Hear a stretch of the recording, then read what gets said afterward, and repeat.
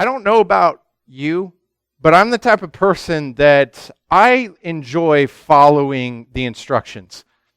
I've known some guys, this seems to be a man thing, that like when they get IKEA furniture, or I mean if you're cheap like me, the furniture from Walmart, and you get it home and you put it together, a lot of guys will just throw the manual out. I do not.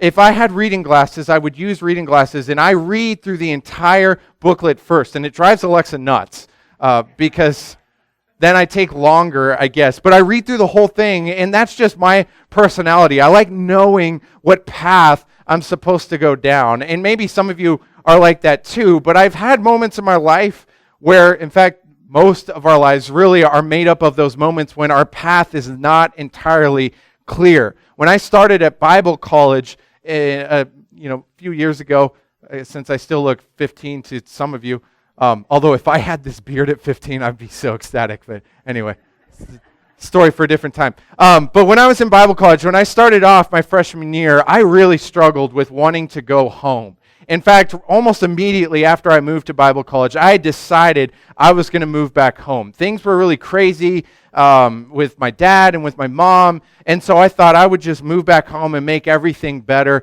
and I was just dead set on that.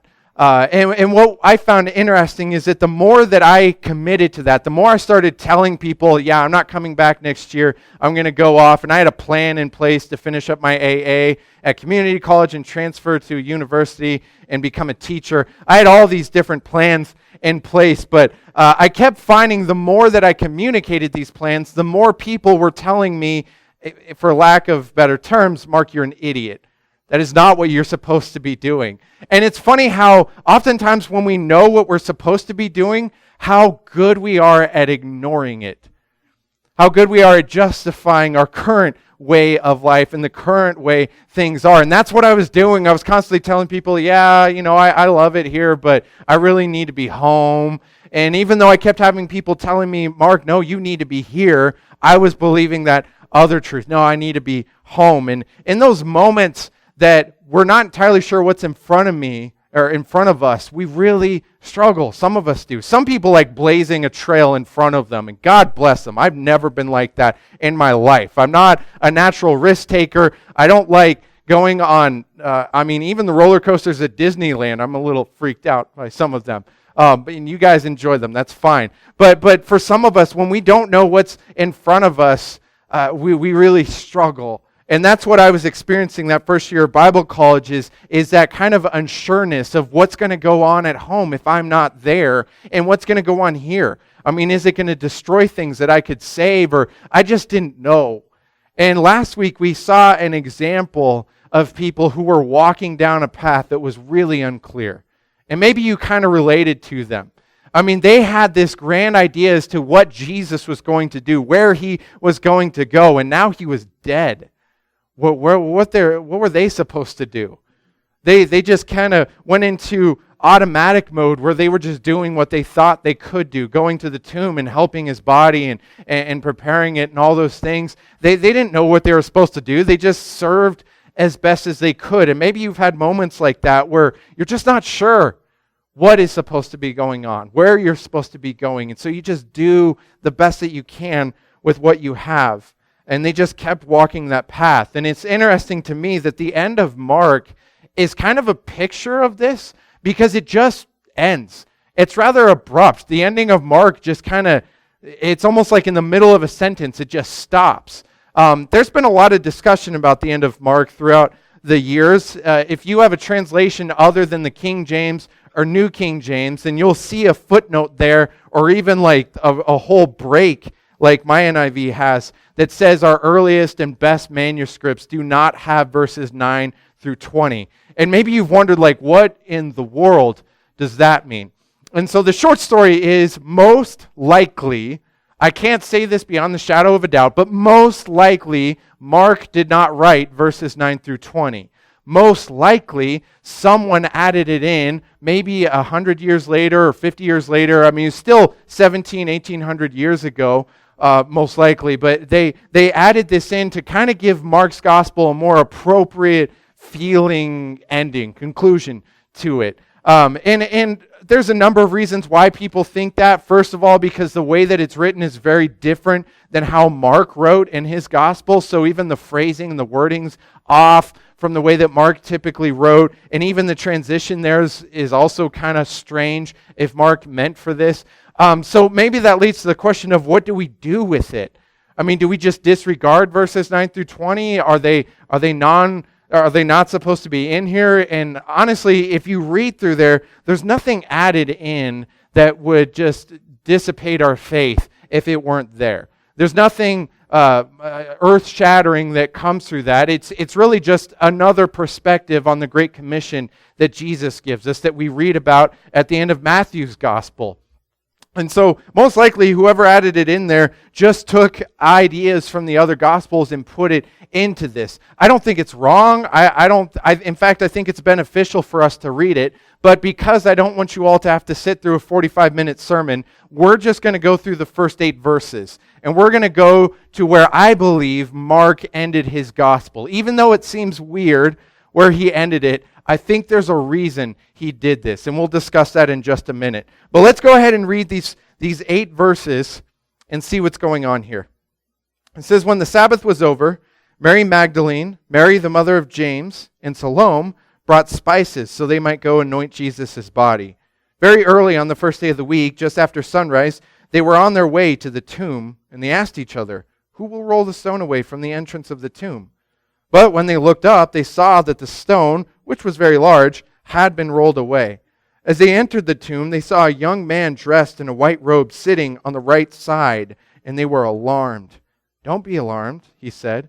You are looking for Jesus of Nazareth, who was crucified. He is risen. He's not here. See the place where they laid him. But go tell the disciples and Peter, he's going ahead of you into Galilee. There you will see him, just as he told you. Trembling and bewildered, the women went out and fled from the tomb, and they said nothing to anyone because they were afraid. And that's it. That seems to be where it kind of ends. You see what I mean? Like, we're so used to like grand finales that include some huge war scene or like a great reconciliation or something like that. And that's not the picture Mark gives at all. It's just these women who are afraid and they're silent and they're not sure what to do.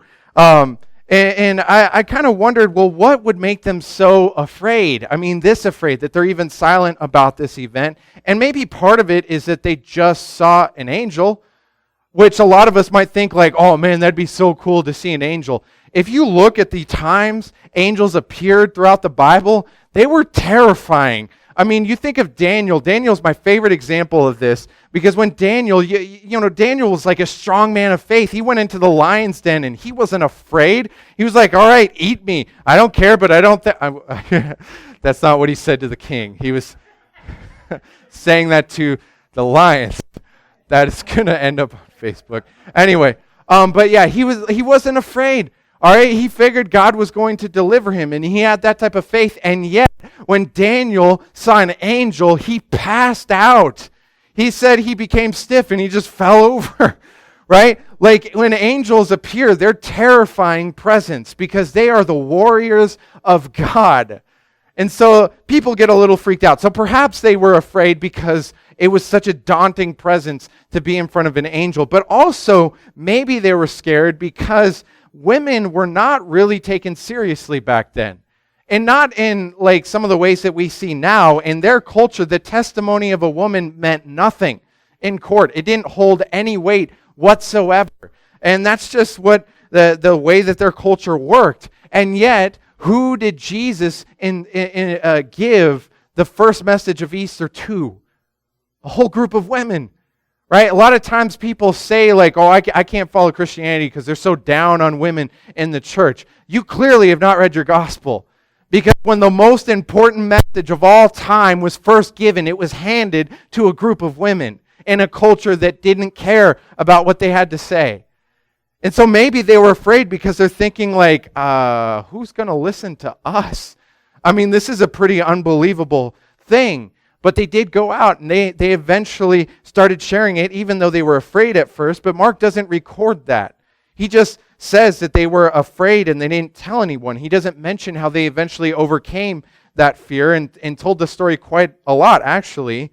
And And so this ending is just kind of awkward. In fact, the final sentence of verse 8 ends with the word because in Greek. I mean, you don't end a sentence, even in Greek that was unusual to end a sentence with the word because. And so it feels awkward, it feels unfinished, and yet I think that's exactly what Mark wanted. I think he wanted kind of a cliffhanger ending for his gospel. This picture of women walking to the tomb with this strong desire to serve Jesus without really much of a plan, like we saw last week and we just read, right? They're walking to the tomb when they start asking, like, who's going to roll the, gigantic 4,000-pound boulder out of the way? And then they get there and they look up and they see that the boulder that should not have been able to be moved was, in fact, moved. And I think to us that little crisis was averted, and it tells us that nothing can stand in the way of God's will being done. Now, a lot of times that you might hear this preached, you might hear people say something like, if you have a stone in your life, whatever that stone might be, maybe it's dead, maybe it's failed relationships, maybe it's whatever it is, if you just pray and have enough faith, God will come alongside you and roll that stone away. Not always. His will in your life might be that you persevere through that gigantic stone in your way so that you have a testimony to other people with a very similar looking stone to help bring them to salvation. See, the thing is, the stone that was rolled away because it was the will of God. If you look in Scripture, when you talk about being able to overcome any obstacle, it's not any obstacle that you want to overcome. It's the obstacles that God wants us to overcome. A lot of times people will look at John 14:13 and they'll say, well, didn't Jesus say that you may ask me for anything and I'll answer it and I will do it? But they leave out a very crucial part of that verse that's right in the middle there. You may ask me for anything in my name. A great comparison to that would be like if you entrusted your checkbook to someone. That's basically what we do when we are praying. We are asking for things in line with God's will. How would you feel if someone took your checkbook and just started writing checks for things that you did not want and you could not afford? They were not within your will. That's what a lot of times is happening in our prayers. We are to go to God and ask for things to happen in line with His will. And that's a hard truth for us, to differentiate between our will and God's will. But here's the thing, when you align your will with God's will, things start to move. Things happen. Stones get moved. So this stone that was rolled away wasn't rolled away because the women wanted it out of the way. It was rolled away because God willed that it would be rolled away. And the same thing works for us. When we want miracles in our life, they don't happen because we want them to happen. They happen because God wills them to happen. For instance, in the longer ending of Mark that we don't have time to go to, in verse 18, Jesus says that His disciples will pick up snakes and not be bitten. They will drink deadly poison and not be harmed. They will lay hands on people and they will become well. And some people look at those verses and they say, great, where's the snake? And you've probably seen videos of people like at church and they're like, all right, we're here for some snake handling. And I don't know why it's always in the South, but it's like always in the South. They just do life a little differently down there, although we're in the South. Anyway, but here's the thing. Jesus, if He said that, He did not mean for us to take that as a means to test Him. He did not mean, hey, disciples, go out, find some snakes, gather them around, and just jump in. He didn't mean for them to go out and just start finding poison and chugging it. The point for that isn't that they would test God. It was that it was some sort of proof that would help reaffirm the message. That was the main point, is the message that they were bringing. And these were some tools that He would give them. If you get bitten by a snake, then you're not going to be poisoned. And I think it was very specific to them. And that's the thing with miracles. If any of this stuff is going to happen, it's within God's will. It's in alignment with His will. And sometimes His will looks different than ours. And a lot of times we don't even know why. But that's part of faith, is trusting that He sees the big picture, that He is working things the way that they need to work out. It doesn't mean you'll have success in fulfilling your will on earth, but you will have success fulfilling His will on earth, even if you don't understand how. And these women certainly didn't seem to understand. They hear this, they're talked to by these angels, And then Mark's final picture of the gospel is them being afraid and silent. Maybe thinking, yeah, you can move a 4,000-pound boulder before, or, maybe you just did that. But have you ever tried to change the mind of a man? Because that takes quite a bit of movement. And maybe they're afraid and thinking there's no way they're going to listen to us. I mean, even coming from people who were seen as reliable witnesses, this was an unbelievable story for them to go and say. I mean, they didn't know a whole lot. They had very little answers. They knew the tomb was empty. They knew that they saw some angels there. They knew that Jesus, they were told, would be in Galilee, and that's about it. But think about all the other questions that they would be fielding that day. Like, okay, ladies, how much have you been drinking today? Okay, so if the stone was moved, did you see it get moved? How did it move? Did the angels move it themselves, or did it just willfully go over? And what did the angels look like specifically? What did they sound like? What did it feel like? And how did you even know that they were angels? How could Jesus even be alive? We saw him. He did not look very alive when they laid him in the tomb. He was wrapped up in all those linens. You're just going to tell me he walked on out of there? I mean, think about all these questions. The list could go on and on and on. They had very little information. And I think a lot of people feel the same way today. They think, I want to share Jesus, but I don't know enough. I don't know my Bible well enough. I'm not like Myron, and I can just pull a verse whenever I need it. And, it's just totally applicable to the specific situation I happen to be in. And in first service, when I said that, Myron was like, I'm not batting 1,000 here, folks. Oh. Or we think, well, I'm not very good at praying. I gotta trip over my words, like Mark when he preaches and he says weird words and then he just pretends like he didn't say it and things like that. Which I do quite often. Or they think, I'm a pretty sinful person. What if I try to share Jesus and they're like, aren't you the guy that 12 hours ago you were just saying those things and laughing at that stuff? And we think, I can't share Jesus. They're going to call me a hypocrite. It's amazing and sad how down we get on ourselves when it comes to sharing Jesus with people.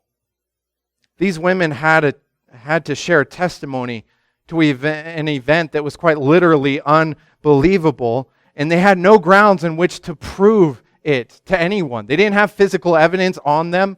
They had their word that didn't really mean anything to them. They didn't have reputation, and yet we're all here today because they eventually got it.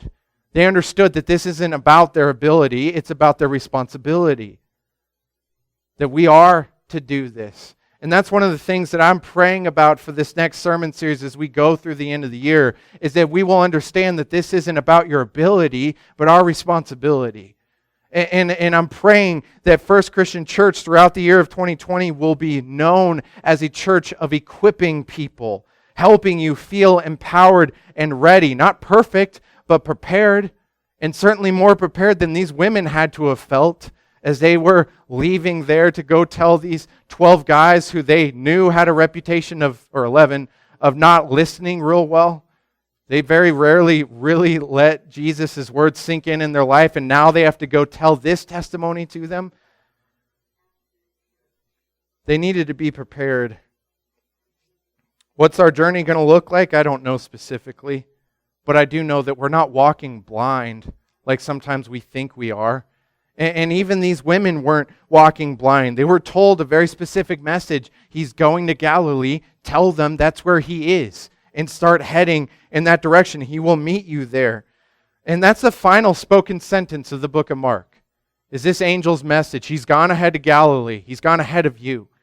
And I think maybe Mark ends it there because the message is still the same for us. Jesus has gone on ahead of you. When the writer of Hebrews brought some application to the faith chapter. You look at Hebrews 11 and he lays out all these incredible examples of faith. People who took steps in very foggy situations when they didn't understand how it was going to work or where it was going to work. God just said walk, and so they did. And he brings some application to it at the beginning of Hebrews 12. And he says, therefore, since we are surrounded by such a great cloud of witnesses, let us throw off everything that hinders and the sin that so easily entangles, and let us run with perseverance the race marked out for us, fixing our eyes on Jesus, the pioneer and perfecter of faith. Now, I used to read these few verses, And I look at the beginning and I think, wow, how cool is that? I'm running my race and I have a whole cloud of witnesses of Abraham and Isaac and Jacob and all these people are just watching me run. And then I got a little older and I began to realize I'm just not that important. I don't think the writer of Hebrews wanted us to read that and think, wow, all these great people are watching you run. That's not the point. His point is we are among good company. We're among a whole group of people who have witnessed the very power of God in amazing and awesome ways. And now we are alive and we are called to be a part of God's power. We have an awesome company, cloud of witnesses to God's power that we are surrounded by. So run. And not half-heartedly. Don't run your race like you might kind of do okay. We're told to throw off everything that hinders us. And I don't think he's just talking about sin, or the writer, because the writer then specifies, and throw off the sin that so easily entangles us. I think we have a general understanding of the sin that might entangle us. That tends to be a little more obvious, but there are also things that hinder us that are not inherently sinful, like your time management, or your money, or whatever it might be, your hobbies that might get in the way of you fulfilling your race and your faith race and going on. You have to discern yourself and honestly ask yourself, is something hindering me? And when you find out what it is, you take it and you throw it away.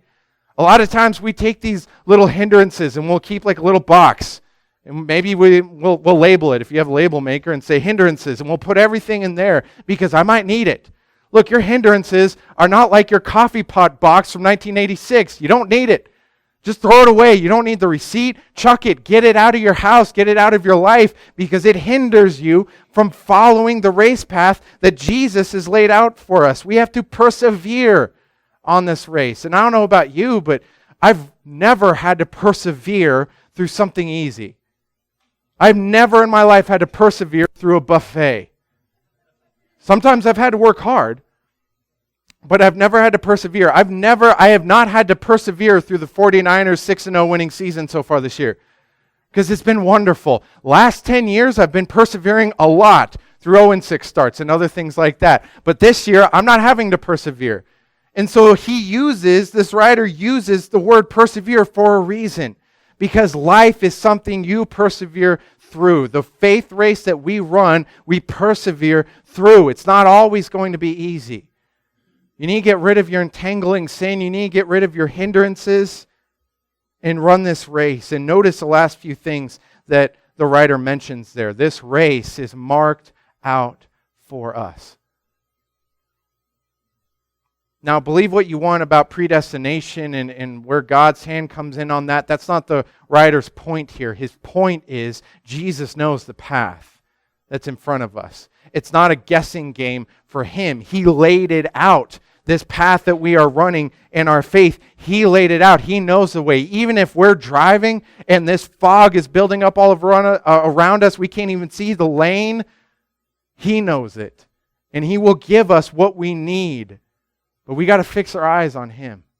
I heard a pastor on the radio a couple of weeks ago mention that it's very similar to driving in very thick fog, where you are just focused on what's ahead of you, to see as much as you can, to get a gauge where you are. That's kind of what this is painting for us, that our faith race might be incredibly foggy, but he has given us a point to focus on. And too many people use Jesus as like a pocket Jesus, kind of like our cell phones, right? We pull it, we have it on us, but we pull it out when we need it, then we put it away when we don't need it. And they do the same thing with Jesus. Like, things are going pretty well right now. I guess I like church. I'll just kind of check in on things. Oh, but there's that thing that I want to go do. That place I want to go, I guess I'll just kind of put them away for right now, and I'll go partake, and then I'll come back and pull Jesus out. And we kind of do this dance of pulling Jesus out when we want him and putting him away when we don't want him. Go read the Old Testament and see how that worked out for Israel. It really did not work out well for Israel. They constantly went through that cycle, and a lot of us are doing that too. But fixing your eyes on Jesus does not mean that you keep him within your view. It means he is the sole focus of your view. You want to make it through the fogginess of this faith race, you have to focus on the one who perfected our faith, who actually knows the road, who knows where we're going. And if you genuinely want to grow your faith, you cannot live a life of a pocket Jesus. You just pull him out when you need him, you put him away when you think you don't. You have to make him your sole focus. He's the one who's blazing the path ahead for us. He's the one who gave us a complete picture of faith. That's what it means. He's the perfecter of our faith. He gave us a complete picture of it. Too many of us try to learn faith from other people. We don't ever look in the book. We don't ever look at the Bible and try and understand what faith really is. And he says he's the perfecter of our faith. I think a lot of people start falling away in their faith when people that they look up to fail. And too many people in our country, I think, are holding up pastors and like celebrity pastors way too high up. And then when they fail, we think, well, what about my faith? Don't put all of your faith in some other human, because they will fail you in one way or another. Maybe you'll bump into them and they're rude to their waitress at the restaurant. I don't know what it is. Don't put your faith in them. If you follow a pastor who says, follow me as I follow Jesus, because it points back to him. It's not about looking at my perfectness, because it's not perfectness. His is. Look at his perfect faith. We're going to sing a few songs as we close here. And I think Mark ends his book so quickly because he wants us to see the story isn't over yet. It didn't end that day at the tomb. It didn't even end with the women being there afraid to tell anyone about what they just saw. We know that it continued. And maybe Mark wanted us to see that this story continues in you and me. It doesn't end even today.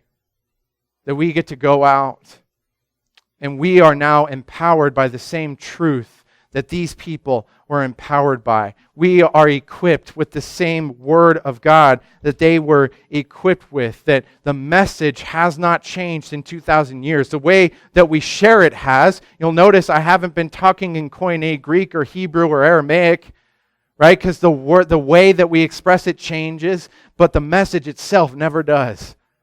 So let us share this message that God turns death into life when you are in him. And if you want a great picture of that, read Romans 6 and see the promises there. Don't you know all of us who were baptized into Christ Jesus have been baptized into his death? You have been killed with Jesus, your old self, and you are raised to walk in newness of life. You are raised in the same resurrection like his. Your old self is dead and gone. And that's something I need to hear, because too often I get tricked into believing my old self is just as much in power as my new self. It's not. You are alive in Jesus if you are in him. Understand that message of the cross, that it was not just that Jesus was raised, but that we are raised. And if you've never accepted that, I encourage you, keep seeking. Keep asking questions. And test to see whether this is true. Ask me any questions you need to ask, or someone else you trust, and take whatever step you need to next take. And as we sing these 3 songs, we have communion available for anyone who has given their life to Jesus. Remember his body. Remember his blood that was given to us on the cross, and that it was raised, and that the story continues in us. Jesus has gone on ahead of us. Where's your focus? Where are you looking to this morning? If you're able, please stand and let's praise him now.